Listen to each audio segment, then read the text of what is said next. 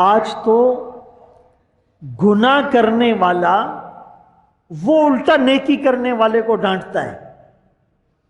قرآن کی ایک آیت ہے نا کہ کچھ لوگوں کے سامنے جب قرآن پڑھا جائے، دین کی بات کی جائے، ہدایت کی بات کی جائے، اس کی اصلاح کی کوشش کی جائے، واللہ مستکبرن، تو وہ تکبر سے منہ پھیرتا ہے، کأن لم یسمعها، گویا کہ اس نے تمہاری بات سنی نہیں، سنی انسنی کر دی۔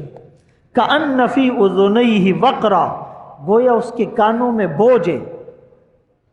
ایک عالم فرما رہے تھے کہ اکثر جب ان سے کوئی نکاح کا کہتا ہے تو علماء کہتے کہ بھائی نکاح میں مکس گیدرنگ تو نہیں ہوگی، مرد و زن کا مخلوط اجتماع تو نہیں ہوگا، مرد اور عورتیں ایک ساتھ تو نہیں ہوں گے۔ تو اگر پتہ چلتا ہے کہ جی مکس گیدرنگ ہے، علماء معذرت کر لیتے ہیں۔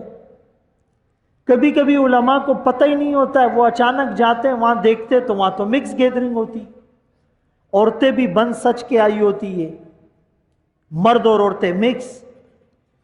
میں پرائی عورتوں کو دیکھ رہا ہوں، پرایا مرد ہماری عورتوں کو دیکھ رہا ہے، اور عورتیں اسی نیت سے جاتی ہیں، بال کھول کے اور ڈریس کر کے کہ غیر محرم ہمیں دیکھے اور وہ للچائے اور اس کے دل میں گناہ کا ارادہ آئے اور اس کے دل میں گندے خیالات آئے۔ پوری پلاننگ اور منصوبہ بندی کے ساتھ ایسا ہوتا ہے۔ آپ مجھے بتاؤ اور کیا نیت ہوتی ہے؟ یہی نیت ہوتی ہے۔ تو وہ فرمانے لگے کہ جب میں وہاں گیا تو وہاں مکس گیدرنگ تھی، تو جا کے بیٹھ گیا۔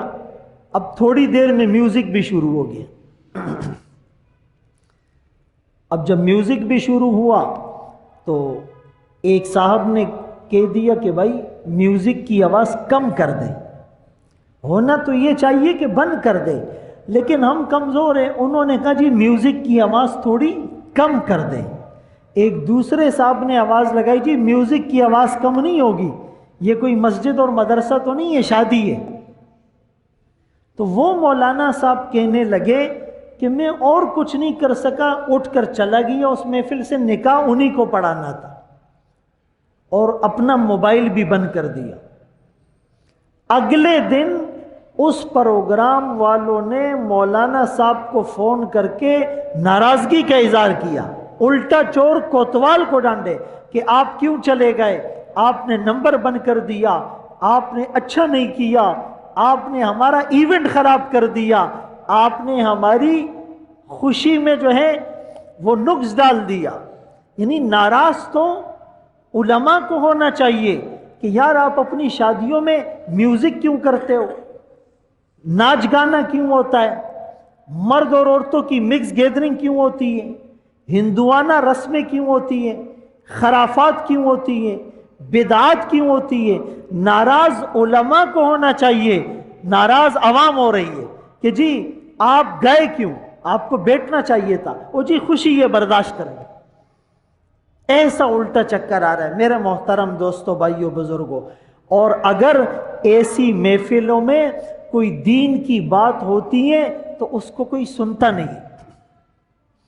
ہم ایک پروگرام میں شریک تھے تو ایک بہت بڑے عالم وہ اس میں بیان فرما رہے تھے، تو سائیڈ میں جو وی آئی پیز ہوتے ہیں نا، جن کی الگ ٹیبل ہوتی ہے، اور وی آئی پیز بڑے بڑے لوگ ہوتے ہیں، 20 گریڈ کے آفیسر ہوتے ہیں، پولیٹیشین ہوتے ہیں، بیوروکریٹس ہوتے ہیں، سب ایک جیسے نہیں ہوتے۔